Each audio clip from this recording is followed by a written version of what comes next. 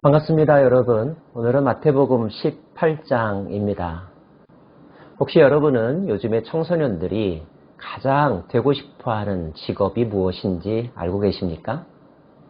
아니면 이 시대의 미국이나 한국에서 가장 존경받는 직업은 무엇일까요? 이런 질문들에 대한 대답은 그 시대나 사회, 국가의 가치관, 문화, 우선순위를 대변한다고 말할 수가 있는데요. 동일한 질문을 이렇게도 할 수 있겠죠? 하나님 나라에서는 무엇이 가장 중요한 덕목일까? 라고요.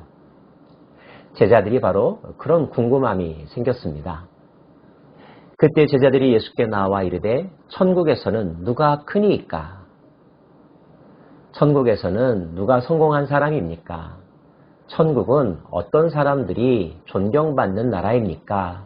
이런 질문일 것입니다. 예수님은 하나님 나라에 관하여 이야기하는 것을 너무 좋아하시죠? 예수께서 한 어린아이를 불러 그들 가운데 세우시고 이르시되 진실로 너희에게 이르노니 너희가 돌이켜 어린아이들과 같이 되지 아니하면 결단코 천국에 들어가지 못하리라. 그러므로 누구든지 이 어린아이와 같이 자기를 낮추는 사람이 천국에서 큰 자니라. 주님은 우리가 어린아이와 같지 아니하고는 천국, 즉 하나님 나라에 들어갈 수조차 없다고 말씀하십니다. 그리고 그 어린아이가 가지고 있는 가장 대표적인 성품, 자기를 낮추는 겸손의 덕. 그 겸손이 천국에서는 가장 고귀하고 하나님이 기뻐하시는 성품이라고 강조하시죠. 어린아이와 같이 자기를 낮추는 자를 대접하는 것은 곧 나를 대접하는 것이다 라고도 말씀하십니다. 겸손이 얼마나 중요한 덕목인지를 잘 알 수 있는 말씀이죠. 나아가 예수님은 누구든지 나를 믿는 이 작은 자 중 하나를 실족하게 하면 차라리 연자맷돌이 그 목에 달려서 깊은 바다에 빠뜨려지는 것이 나으니라. 실족하게 하는 일이 있으므로 말미암아 세상에 화가 있도다. 실족하게 하는 일이 없을 수는 없으나 실족하게 하는 그 사람에게 화가 있도다. 누군가를 실족하게 하는 것이 얼마나 큰 잘못인지를 강조하시는데 여기서 실족해야 하는 그 대상으로 등장하는 사람이 바로 작은 자, 어린아이와 같이 자기를 낮추는 자입니다. 자기를 낮추는 사람들을 낮잡아 보고 무시하고 이용하는 사람들은 큰 벌을 받게 될 거라는 겁니다. 자, 다시 말씀을 되돌아보십시오. 실족하게 하는 것은 큰 죄이죠. 그런데 막연하게 누군가를 실족하게 하는 것이 아니라 특별히 실족하게 해서는 안 되는 사람들이 있습니다. 누구일까요?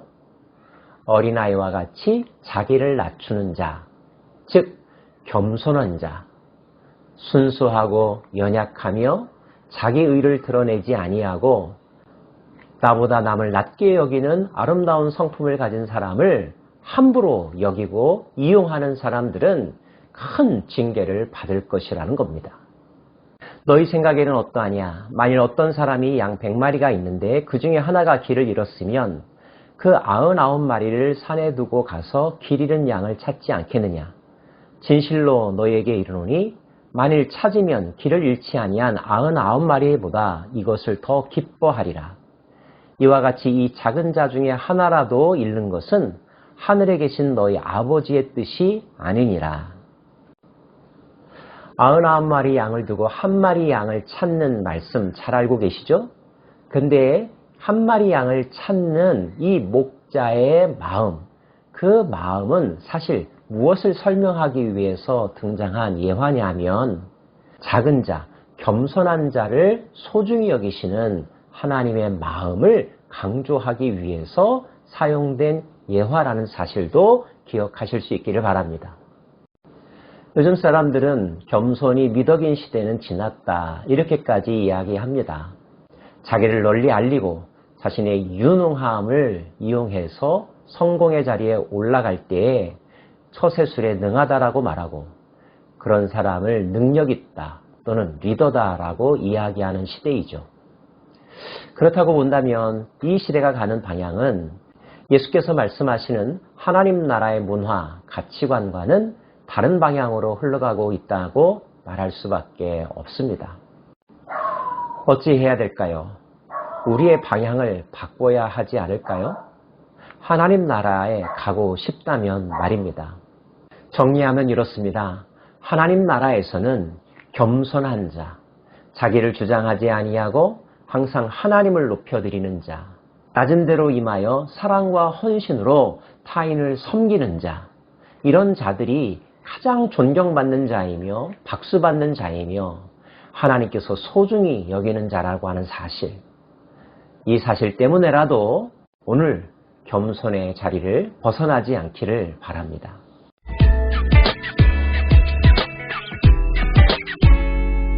이어서 주님은 죄와 용서에 대해서 말씀하십니다.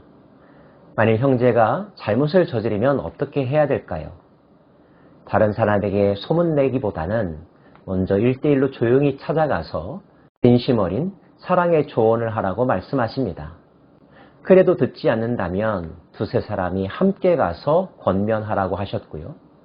그래도 듣지 않는다면 교회를 통하여서 그 사람을 권면하고 바로 잡을 수 있도록 힘쓰라고 가르쳐 주십니다. 교회에 천국 열쇠와 같은 특별한 권세를 주셨으므로 그 권위와 권세를 사용하여 형제를 바른 길로 인도하라고 말씀하시는 대목입니다. 그러자 이번엔 베드로가 용서에 대해서 묻습니다. 우리가 얼마까지 용서해야 하나요? 라고요. 예수께서 이르시되 내게 이르노니 7번뿐 아니라 7번을 70번까지라도 할지니라. 7번, 70번, 완전수의 반복이죠. 다시 말하면 할 수 있는 데까지 포기하지 말고 그리고 완전하게 용서하라는 것입니다. 사실 용서가 쉽지는 않습니다. 어렵게 용서했다고 생각했지만 얼마 지나고 나면 다시 속에서 분노와 상처가 끓어오르는 경우들도 있습니다. 그럴 때는 어떻게 해야 될까요? 오늘 주님 말씀에 의하면 다시 또 용서하라는 것입니다. 용서하고 용서하고 용서하고 용서하고 용서하고 또 용서하라고. 이것이 하나님 나라의 원리이며 예수님께서 강조하시는 교훈입니다. 그래도 어렵다면 어떻게 해야 될까요? 주님께서 하나의 비유를 말씀하시죠. 바로 1만 달란트 빚진 자의 이야기입니다. A라는 사람이 있었습니다. 그는 주인에게 1만 달란트나 되는 빚을 졌습니다. 빚을 갚을 능력도 없었습니다. 너무나 놀랍게도 감사하게도 주인이 그 모든 빚을 탕감해 주었습니다. 얼마나 좋았을까요?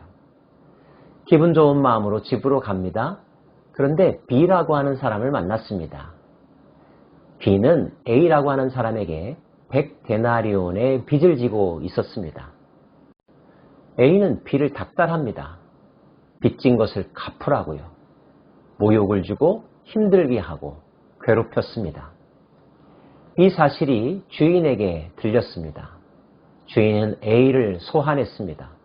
이에 주인이 그를 불러다가 말하되 악한 종아, 내가 빌기에 내가 내 빚을 전부 탕감하여 주었거늘 내가 너를 불쌍히 여긴 것 같이 너도 내 동료를 불쌍히 여김이 마땅하지 아니하냐 하고 주인이 노하여 그 빚을 다 갚도록 그를 옥졸들에게 넘기니라.